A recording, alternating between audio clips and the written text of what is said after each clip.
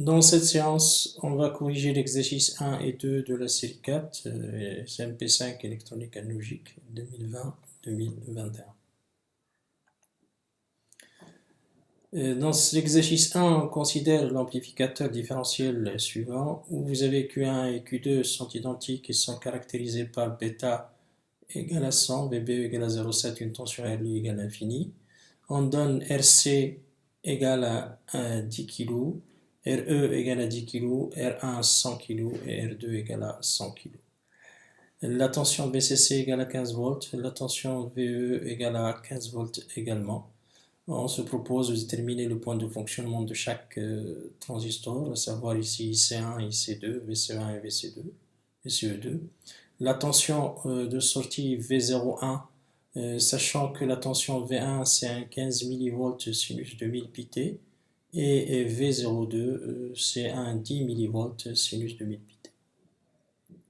Le taux de réjection en mode commun, la résistance d'entrée différentielle et la résistance d'entrée en mode commun. Pour établir le schéma en statique, les capacités sont des circuits ouverts, ce qui nous permet d'avoir le schéma suivant. Notez que puisque la structure est quasiment symétrique, les transistors sont identiques, les résistances RC également, donc on peut dire directement que le IC1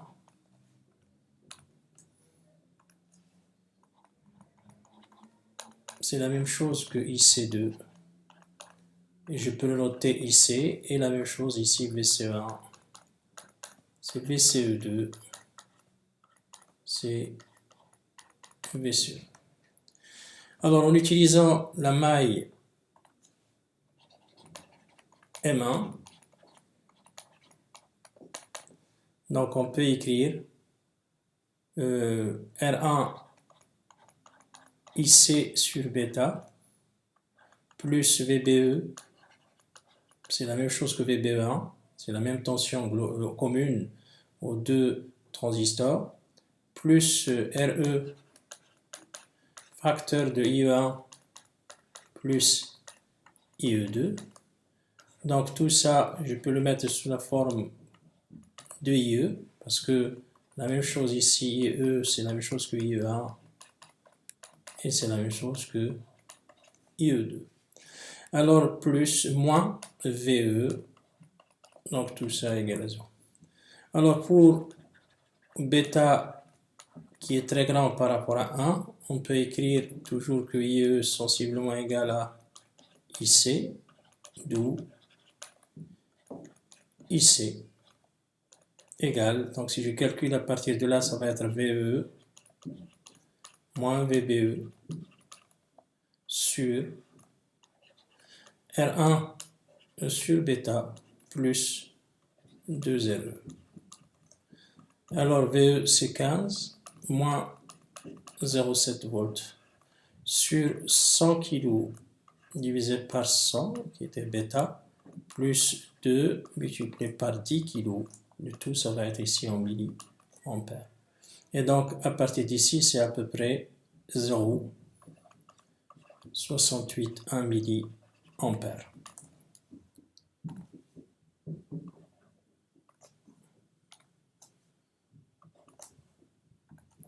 milliampères. Maintenant, je vais déterminer la tension VCE, donc on va exploiter la maille M2. Avec la maille M2, on peut écrire ici plus VE, plus, en fait, moins ici 2RE IE, alors moins VCE, moins RC IC, plus VCC, égale à 0. Donc ce qui fait que VCE est sensiblement égal, puisqu'ici IE, on va le remplacer par IC. Donc j'aurai un VE plus VCC moins 2RE plus RC fois IC. Donc c'est un 30 parce que 15 plus 15 c'est un 30. Donc je mettrai ici 15 plus 15 moins 2 multiplié par 10 kg plus RC c'est un 10 kg. Plutôt c'est un 10 kg également. Multiplié par IC, donc c'est un 0,68 1 milli et donc le tout en volts. Et ça vous donnera ici un 9,57 volts. Et cette tension-là est supérieure à VBE. Donc les deux transistors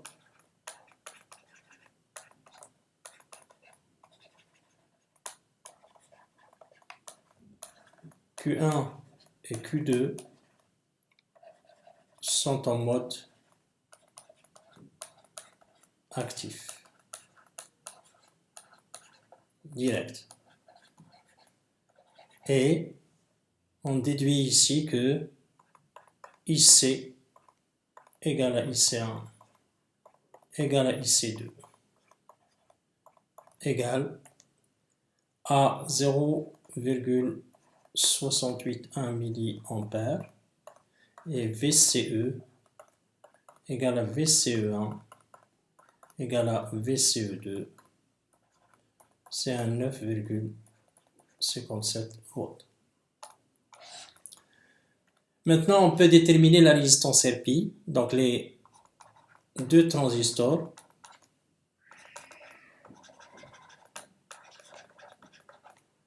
Q1 et Q2 sont caractérisés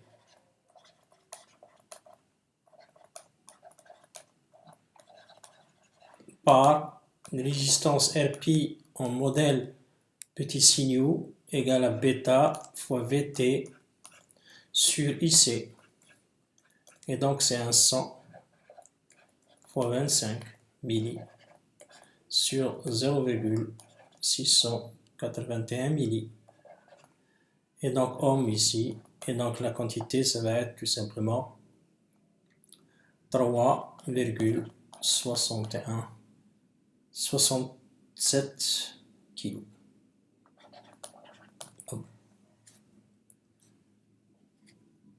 Comme vous le voyez ici, la résistance RE, je peux la mettre comme étant la résistance de RE, on parle avec des RE. Et on peut partager la structure en deux parties. Et à partir de là, on peut faire l'étude directement statique puisque la structure présente cette symétrie. Donc ce qui fait que je peux exploiter la maille qui est ici pour écrire tout simplement moins RE R fois IC sur bêta plus VBE plus 2RE IE alors moins VE égale à 0. Alors là aussi IE est sensiblement égal à IC. Donc on peut tirer la relation qu'on a obtenue pour le courant IC. Donc IC, ça va être VE moins VBE sur R sur bêta plus 2RE.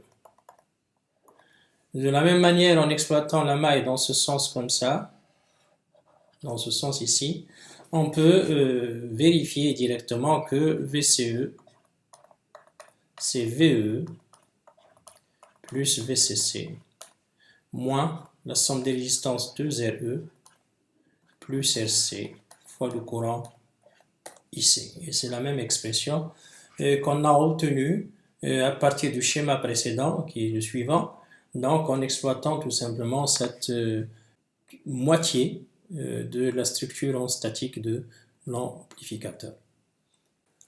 Pour obtenir le schéma en dynamique de l'amplificateur différentiel, on remplace le VCC ici par une masse VE par une masse. Les transistors sont équivalents et remplacés par le schéma pi équivalent. Notez que R0 ici égale à l'infini puisque la tension Rli est supposée égale à l'infini. V1 est remplacé par sa tension Vd sur 2 plus Vcm et V2 est remplacé par moins VD sur 2 plus VCM.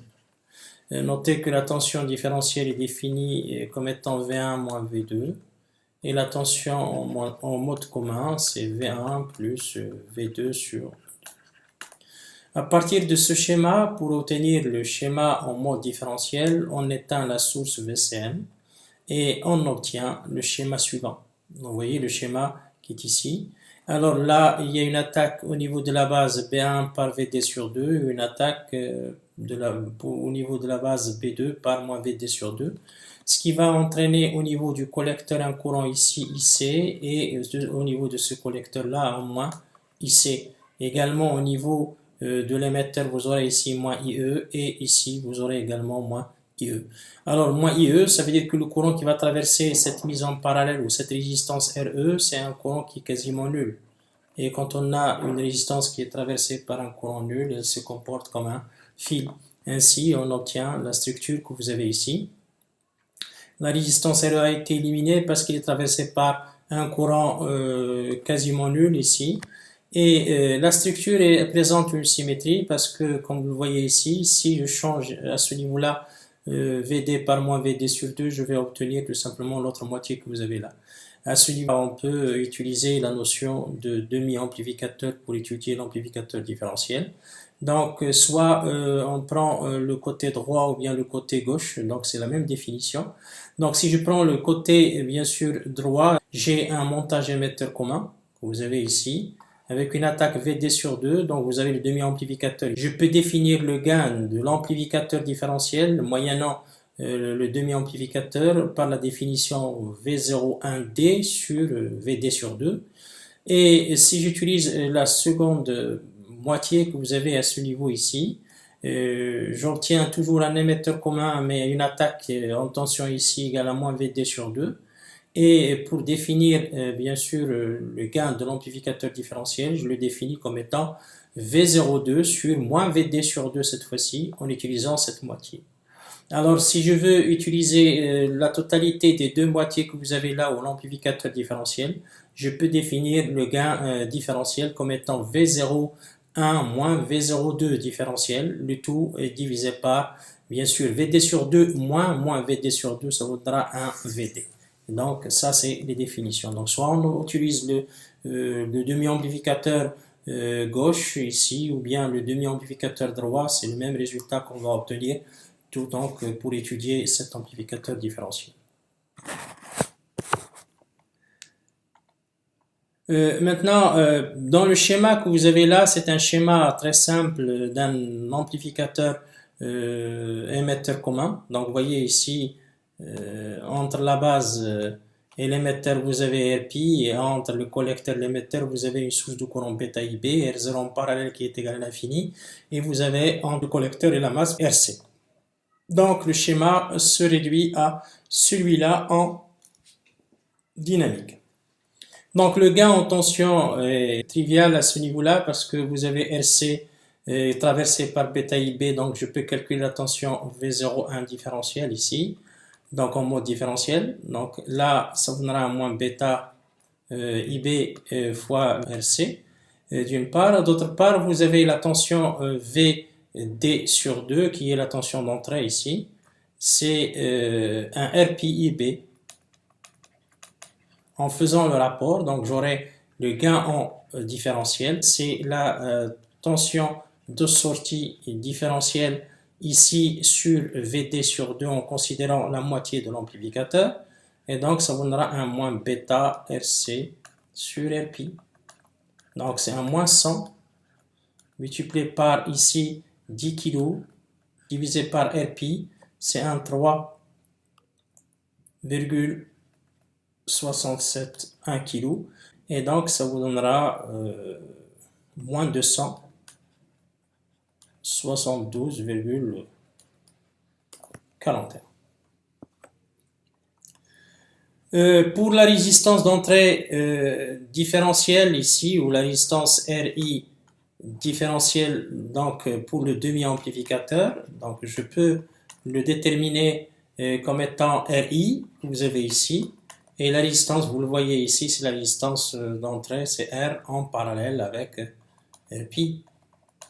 Et donc c'est 1 sur R plus 1 sur Rpi, le tout à la puissance moins 1.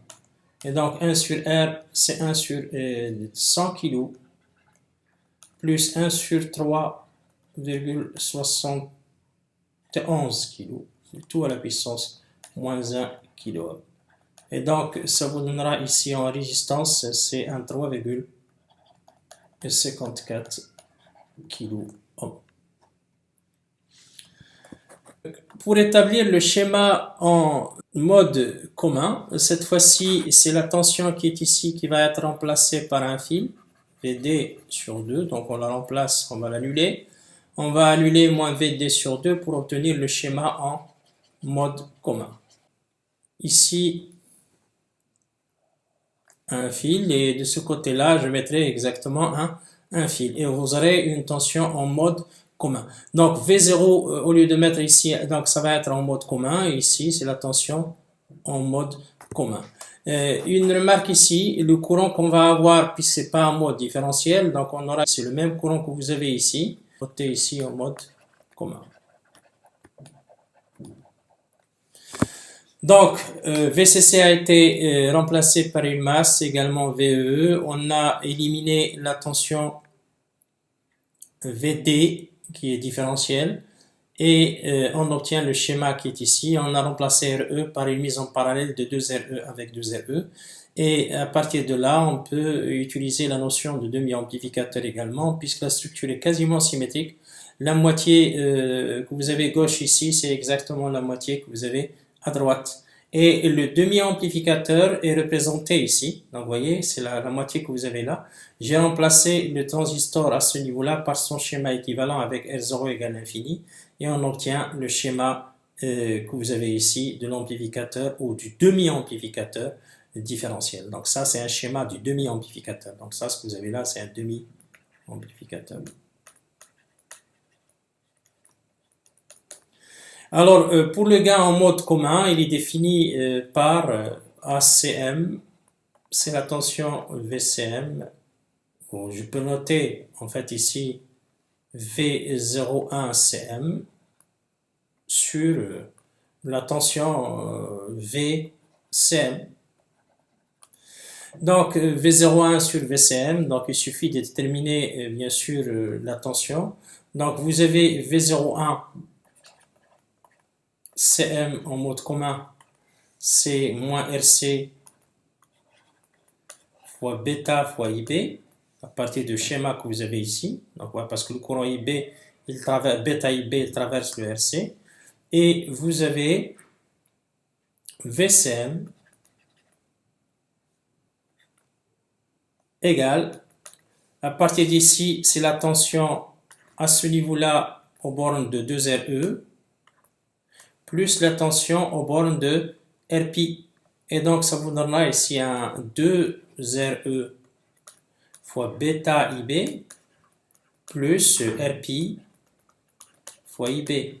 En faisant le rapport, on obtient ACM égale à moins RC bêta sur 2RE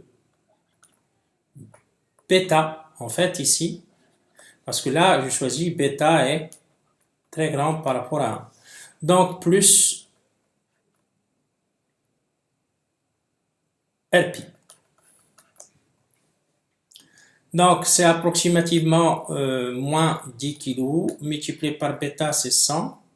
Je divise par 2 fois 10 fois 100, plus RPI, c'est un 3,671, et donc ça vous donnera un gain de l'ordre de moins 0,5 ici.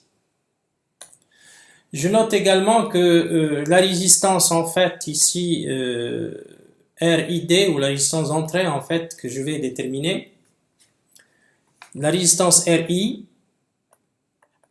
demi-amplificateur, en mode commun, c'est la résistance R en parallèle avec, bien sûr, la tension VB. potentiel VB que vous avez ici divisé par le IB.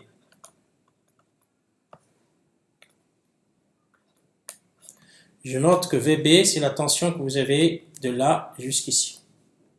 Je mettrai ici une masse. Alors, VB, c'est RPI IB, plus, normalement, 2RE facteur de bêta plus 1, mais le bêta est très grand par rapport à 1, donc ça va être un 2RE bêta IB. Donc, si je fais le rapport, donc j'aurai la résistance RI du demi-amplificateur.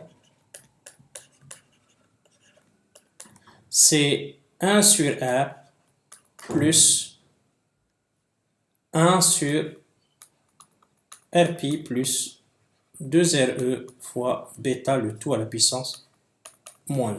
Et donc, c'est 1 sur 100 kg plus 1 sur 3,671 plus 2 fois 10 kg fois 100, le tout à la puissance moins 1 kg. Et ça, c'est de l'ordre de 95,25 kg.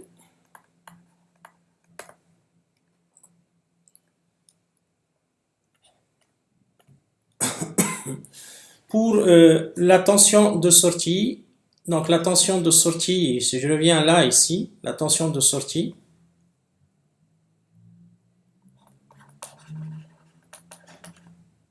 V01.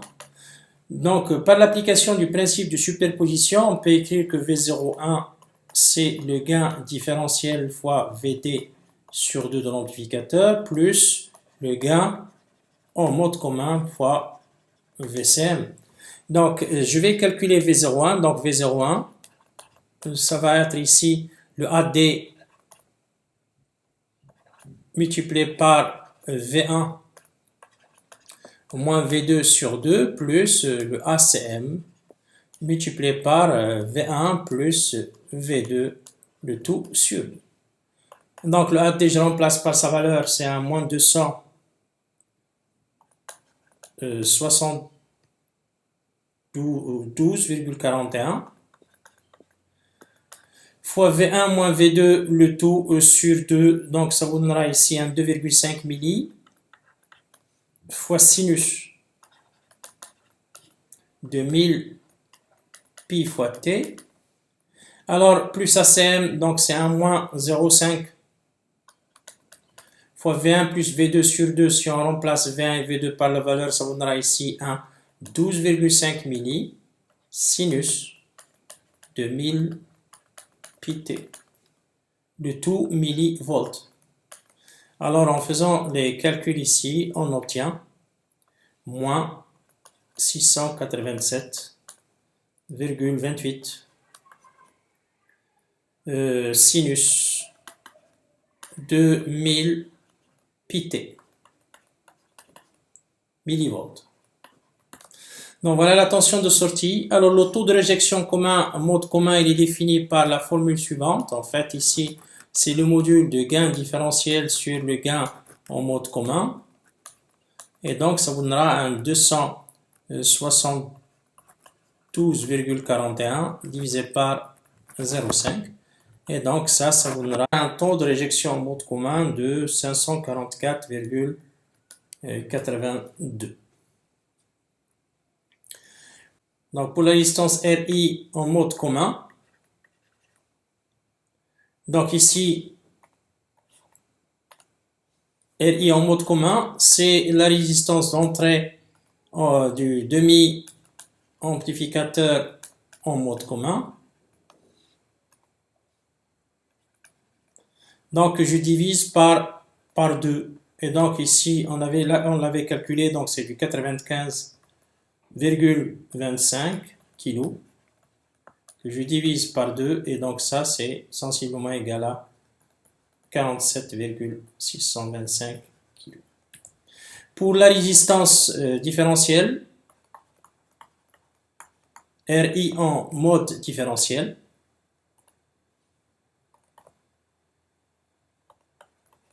la résistance d'entrée en mode différentiel, c'est 2 fois la résistance RIT du demi-amplificateur.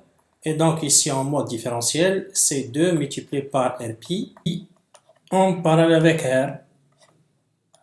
Donc égal à 2 fois 3,54 kg. Donc la résistance est sensiblement égale à 7,1 kilo ohm.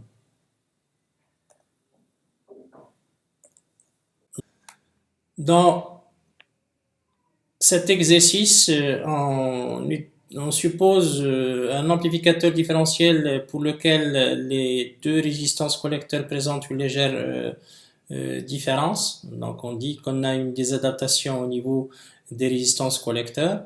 Les Q1 et Q2 sont supposés identiques avec des paramètres VBE égale à 0,7, bêta égale à 100. Donc je vous prie de corriger parce que dans l'énoncé j'ai mis un 120. VCC, VE égale à 5 volts et la tension RI égale à l'infini. Donc pour delta RC égale à 0, déterminez les résistances de polarisation de sorte que le courant collecteur IC1 égale à IC2 égale à 120 microampères avec un potentiel VC1 et VC2 des collecteurs égale à 3 volts et à V1 égale à V2 égale à 0. Ça veut dire qu'on a bien sûr le schéma qui est en statique. Pour les résultats de la question précédente, déterminer le gain différentiel. On suppose maintenant qu'il y a une légère variation entre les résistances collecteurs de 500 ohms. Déterminer le gain différentiel, gain en mode commun et le taux de réjection en mode commun. Je note que lorsque vous avez delta RC égale à 0, vous avez une certaine symétrie, donc on peut utiliser la notion de demi-amplificateur pour pouvoir étudier l'amplificateur différentiel et déterminer le gain différentiel. Mais dans le cas où delta RC égale à 500, ça veut dire delta RC est différent de 0. La différence qui existe entre ces résistances collecteurs entraîne le fait qu'on ne peut pas utiliser la notion de demi-amplificateur et donc il faut calculer le gain différentiel et le gain commun, bien sûr en calculant la tension V01 moins V02 ici en sortie. Pour la détermination de RC et RE, on va utiliser le schéma en statique obtenu en annulant les tensions variables ici V1 et V2 pour obtenir le schéma suivant. Donc je peux utiliser la maille M1 pour déterminer la résistance RE. Donc ici je peux maille M1. Donc pour la maille M1 j'aurai moins plus VBE plus RE facteur de IE1 plus IE2, mais c'est le même courant puisque la structure présente une symétrie. Donc c'est 2 IE ici moins VE égale à 0. Alors IE sensiblement égal à IC puisque bêta est très grand par rapport à 1. Je peux tirer donc le RE.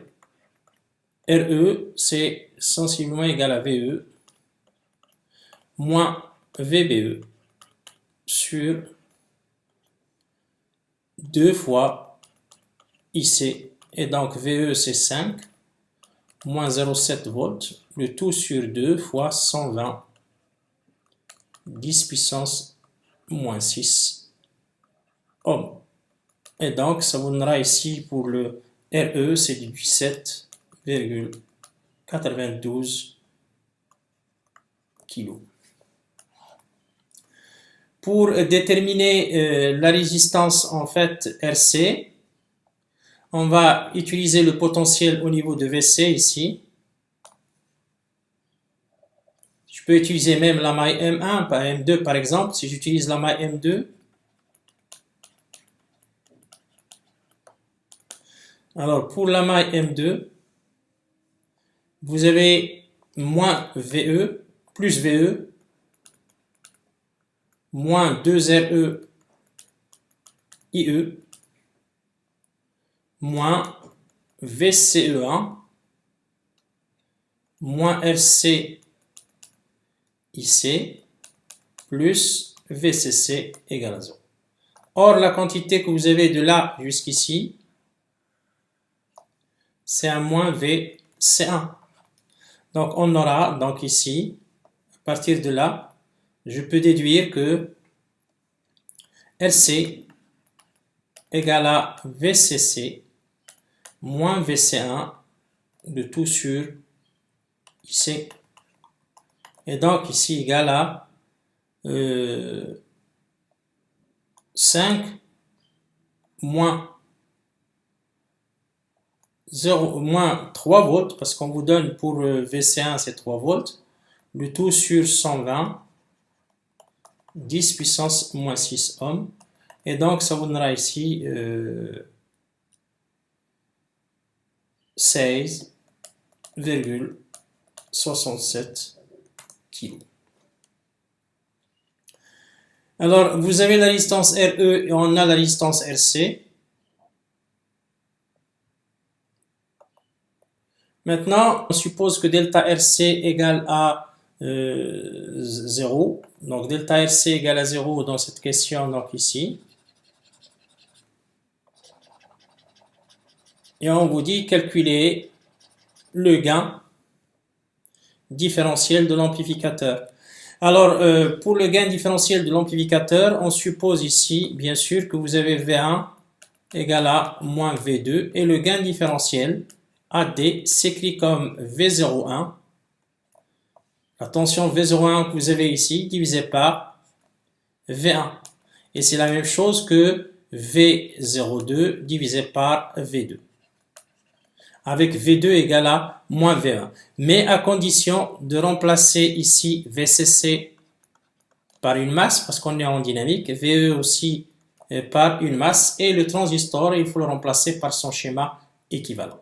Maintenant, notez que puisque vous avez V1 et V2 sont opposés, on va se retrouver ici avec un courant IE, et de ce côté-là, un courant moins IE. Donc, le courant qui va traverser la résistance ici, c'est un 0 ampère.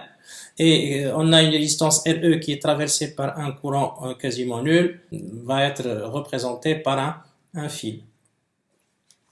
Et on obtient donc le schéma du demi-amplificateur d'après ce qu'on a fait dans le cours. Donc vous avez ici le transistor en dynamique, RC vers la masse, V1 à l'attaque de la base, et bien sûr l'émetteur ici il est lié à la masse. Donc ça c'est le demi-amplificateur, on peut l'utiliser parce qu'on a une symétrie à ce niveau-là.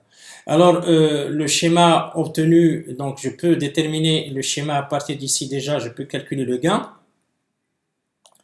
Donc, le gain.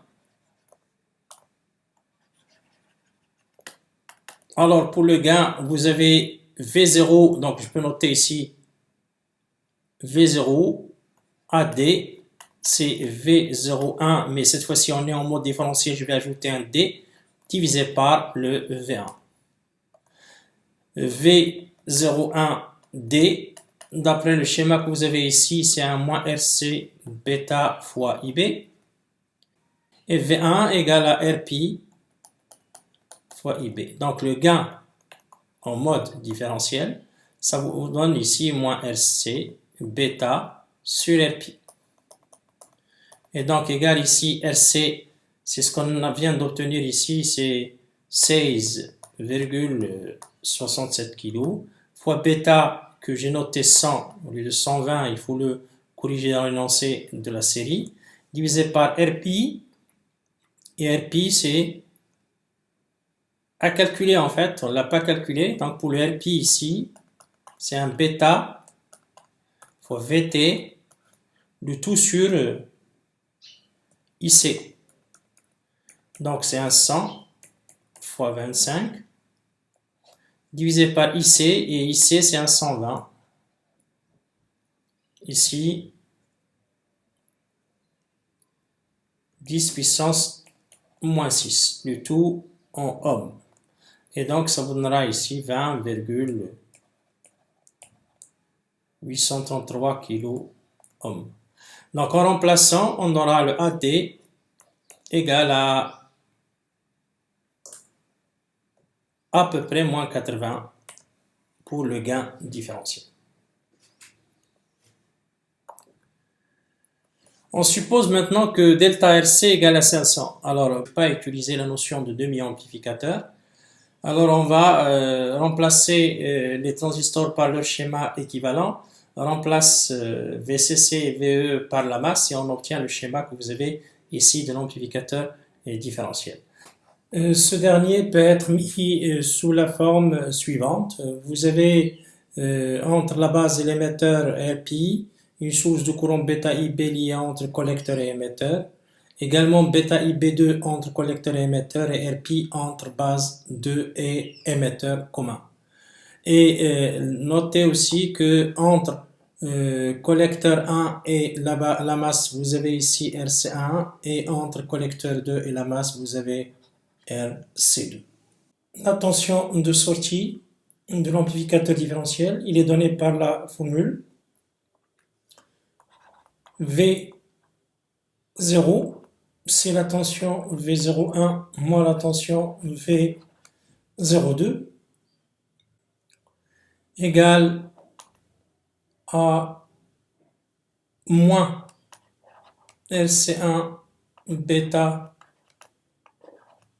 IB1 plus RC2 bêta IB2. Vous avez RC1, c'est RC plus delta RC sur 2. Et pour RC2, vous avez un signe moins à ce niveau. Donc, on écrit C1 moins RC bêta facteur de IB1 moins IB2. Et ici, moins delta RC sur 2 E bêta facteur de IB1 plus IB2. Notez que IB1, IBI, et je peux le mettre sous la forme où je note IBJ ici, c'est la tension VBEJ, le tout sur RPI. Avec J, prend les valeurs 1, 2. Donc V0, on peut le mettre sous la forme moins RC bêta sur RPI, donc ça vous donnera un GM. Facteur de VBE1 moins VBE2 moins delta RC sur 2 GM facteur de VBE1 plus VBE2. Donc, puisqu'on a le même émetteur, donc on aura ici moins RC GM facteur de VE1, VB1, mais VB1 c'est V1, moins V2, moins delta RC sur 2, et vous aurez ici VB1, ça veut dire un V1, plus VB2, c'est plus V2, moins VE, ça vous donnera moins 2 fois la tension de l'émetteur. Donc, il faut déterminer le potentiel de l'émetteur de là à là, ou la tension VE. Donc, il faut la déterminer. Alors, pour pouvoir déterminer cette tension, on va exploiter cette fois-ci le nœud que je note, le nœud A. Alors, pour la méthode des nœuds, je applique ici le nœud A. Alors, pour le nœud A, vous avez le courant qui entre. En fait, il y a deux courants qui entrent ici. C'est un bêta plus 1 multiplié par IB1, mais IB1 c'est un V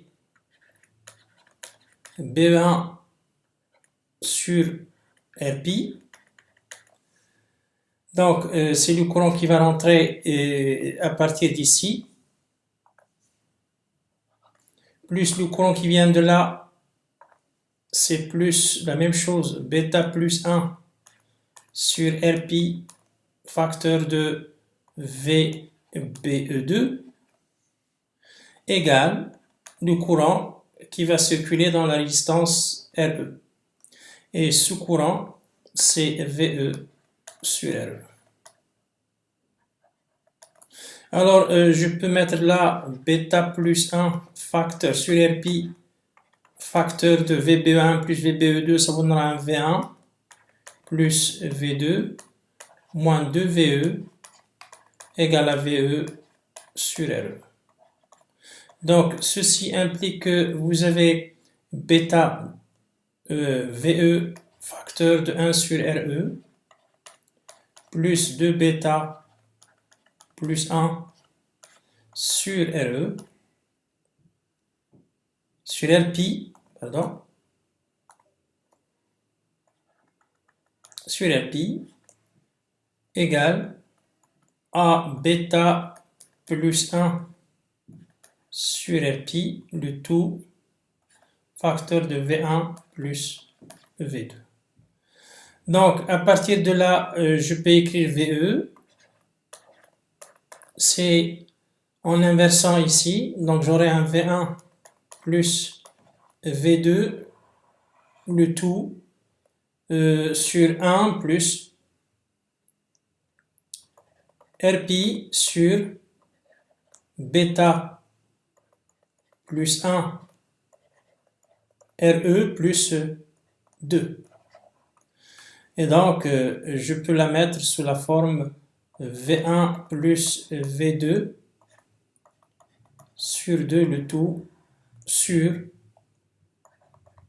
RPi sur 2 facteur de bêta plus 1 RE plus 1.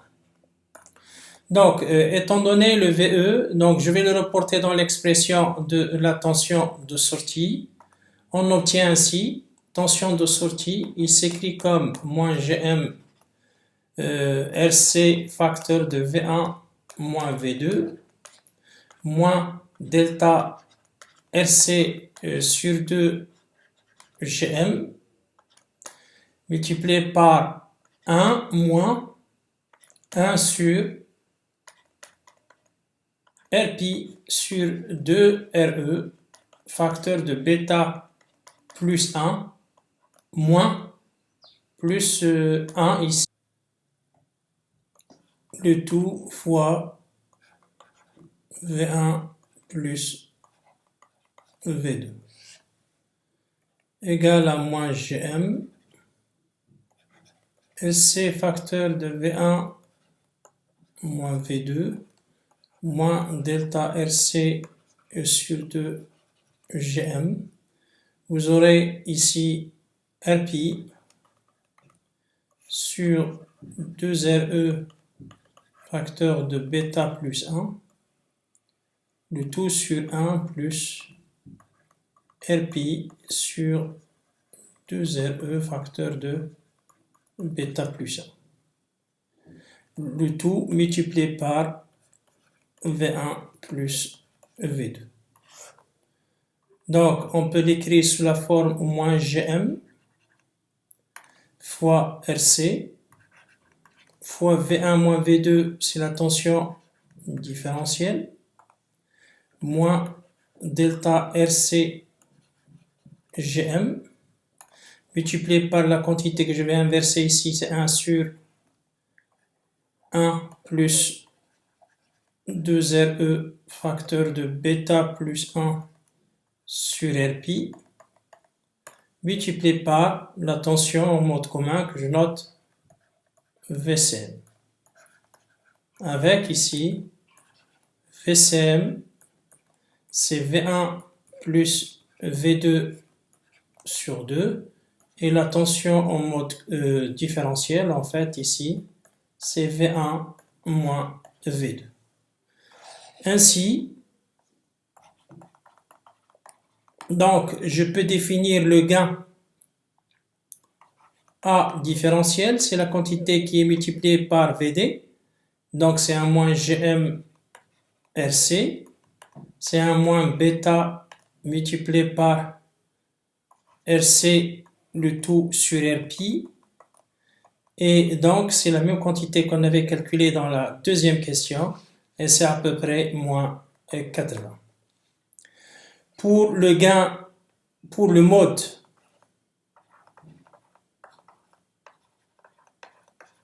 commun, on a le gain ACM, ça va être ici le coefficient multiplicatif de VCM, donc c'est un moins delta RC fois GM fois 1 sur 1 plus 2RE facteur de bêta plus 1 sur RP. En utilisant les applications numériques, avec delta RC égale à 0,5 kg, donc le ACM est de l'ordre de moins 2,74 10 puissance moins 2. Enfin, le taux de réjection en mode commun, le taux de réjection en mode commun, prend la valeur ici CMRR, donc c'est le module de AD sur ACM, et donc c'est un 80 sur 2,74 10 puissance moins 2, et ça c'est à peu près 2913,3. Donc ici, fin